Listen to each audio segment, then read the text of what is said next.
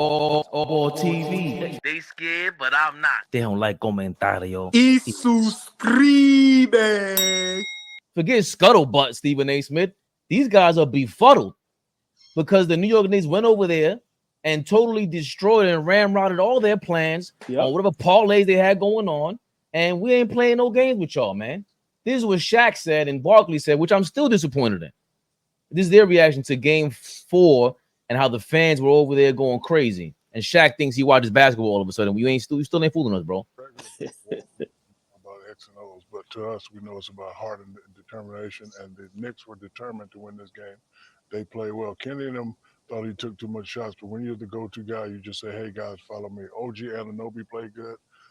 Then they just played good. They played tough, especially down the stretch. You know? I have no idea what my Sixers was doing. Yeah, they had trouble in the last 5 minutes of that game. Whatever offense we were running, let's don't take that back up the turnpike. Come up with Plan B. That was brutal. Regular people. Whatever. Right. You heard him, AllBall. So AllBall all of a sudden is confused. He has no idea what's going on with the Knicks and the 76ers. This is what happens when, according to Shaq, this is what happens when you play hard. And he finally realized that in Game 4, the 86th game of the season for the New York Knicks, Shaq realizes that the New York Knicks play hard and it doesn't take X's and O's to deliver a win. What was your reaction to when you saw the TNT crew, Inside the NBA crew, saying such things? Well, first thing I thought about was, once again, scared to admit they was wrong, scared to admit the truth that y'all don't watch the Knicks, and everything y'all said about us is totally wrong. You see, none of them could break down nothing because they still not watching the games. It's just that simple. What I don't understand is, from a Philadelphia standpoint, this is what Embiid does. He flames out. He can't finish series, and miss me with him being injured. He's never in shape. Never. Big shout to Gilbert Arenas. He said this a while ago. He said Embiid is in good enough shape to get you to the second round. This is what a guy that played at that level said. When you look at Embiid, when you watch him for years, he's just good to get you right there to the second round. Last year, what happened? Everybody went crazy on James Harden. And what I was saying, fellas, James Harden got them 2 games. He's not the MVP. He's not the best player on the team. What did Joel Embiid do? The same thing he did in Game 4 the other day. Flame out. The New York Knicks is the real deal. And if you watch the game, Barkley, Shaq, y'all will understand. We the better team. They may have the better player, but we're the better team. We're the better coach team. And we're the hardest working team from every standpoint. So for me, it's just sad that now when you watch Barkley and Shaq and them, I'm looking at them now because before I used to look at them for pure entertainment because it's still, for me, the best show on earth. But now I'm looking at them with a side eye going, are y'all watching any of the games? Because now I'm saying, what are you getting all that money for? Because you're not even breaking down film. When Kenny runs to the board, it ain't how it used to be. So listen, man, them guys and everybody in media, when it comes to the Knicks, nobody's going to admit they was dead wrong and give us our props. Simple and plain. That's what I look at now when I see those guys up there. Flea, get in the mix, man. What you think? I don't know if we got to hear the whole thing. No. Could you give me the question again? I don't even need to hear nothing. I just need to hear you what your question was, and we could roll. I don't need to hear a damn thing. I watched them more than enough. Well, it's just a response to Shaq claiming we don't do we didn't need the X's and O's. It was all about heart and determination, and the Knicks showed that in Game 4. And Barkley saying he doesn't want to see that going up to the turnpike to New York City, and it still was like a hesitation on them admitting, bro, the Knicks have been all heart and determination the entire season. It's like they didn't know until last night or the night before. I guess what's your reaction to that? Like them to what AllBall said. Like I don't want to sway you. What is your reaction to this Barkley and them and about the Knicks still? Bro, I listen. I've come to understand that if you want real unbiased basketball analysis, there's certain guys that you watch and there's just certain guys you don't. Right? I think we've got there. We figured out, like, if we took a poll, all three of us, and took a poll on who we like and who we don't like in terms of what we listen to with the basketball media, I'm sure it would be different. Whoever's your favorite OG is probably different than me and probably different than Fabian. We got that, right? But that's just favorite in terms of what you want to listen to. In terms of who's going to inform you the best, those guys are not going to do that. That's not a knock on the show. Like you just said, I fully agree with you. That is one of the greatest shows on TV. Not sports show. I'm just talking about show. Like anybody could turn that on and enjoy that. If you are a casual fan, how we are, Rabbit fans, or if you don't know a damn, I could turn this on with my mama and she'll be able to be entertained. Right. But my point is that we've got to a place now where we know where to go to get a real breakdown, and we know where to go when we want to laugh and have some fun. And then there are some guys that have a good balance. And I think nobody has figured out the real balance on how to talk about our Knicks. They haven't figured it out. They haven't figured out how to be entertaining and how to be insightful at the same time when they talk about us. Like, Kenny could do that, but I think he chooses not. I think it's a choice too.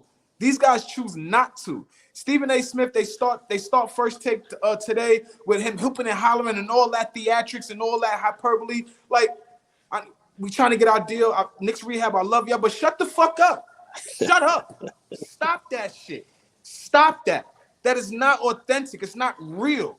And it's not putting anybody behind you. We don't get enthused by that. We look at that shit and we look like you goofy.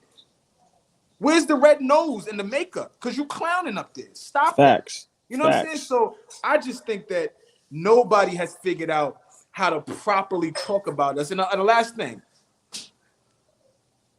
the name. We don't have that name that everybody want to talk. Whoever name it is. But it's hard for people to understand, as was me. I'll be honest. To the people that's watching, my brothers have been telling me Jalen Brunson is a superstar from game number 10. After 10 games this season, Fabian and OG have been saying, Flea, this guy's a superstar. I'm like, yo, y'all relax. No, this guy's a superstar, Flea. My brothers, I apologize. I was wrong. This dude is a superstar.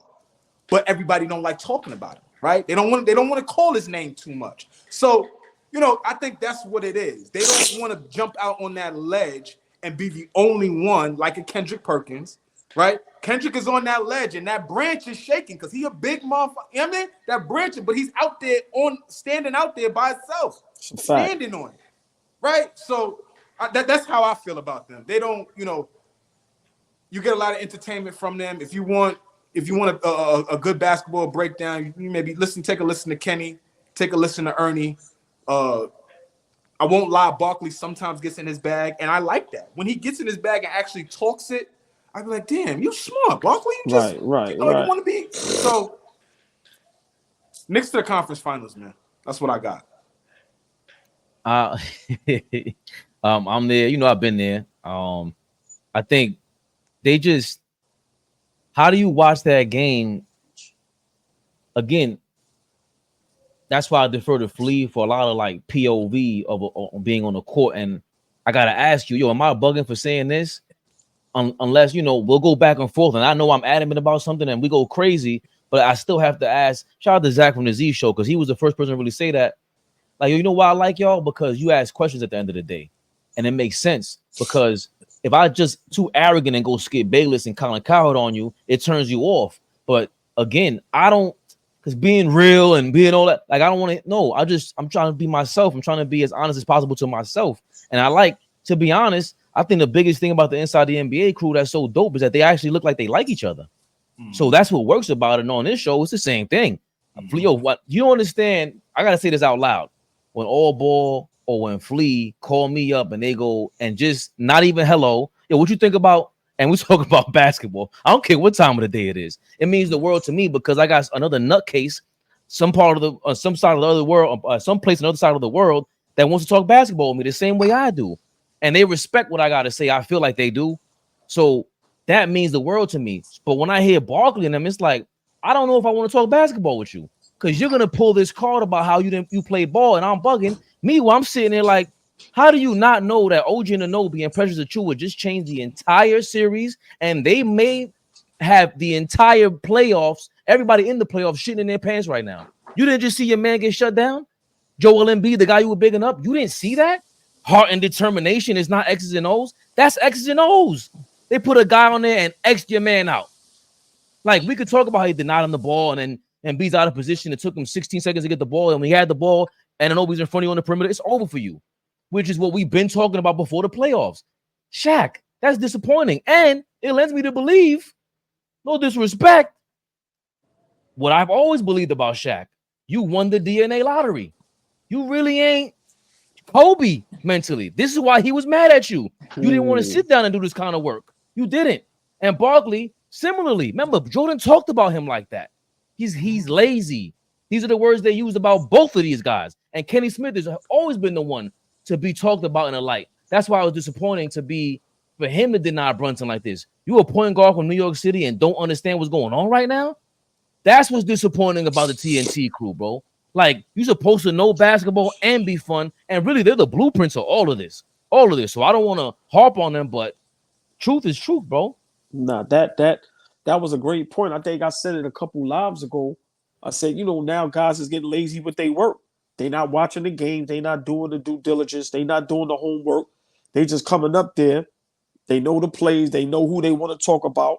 They going off of, from last year, 2 years ago. They going off guys' careers. They not even understanding how good OKC is, or Minnesota is, or the Knicks is, or Orlando Magic is. They still picking Kevin Durant. They not understanding nothing else.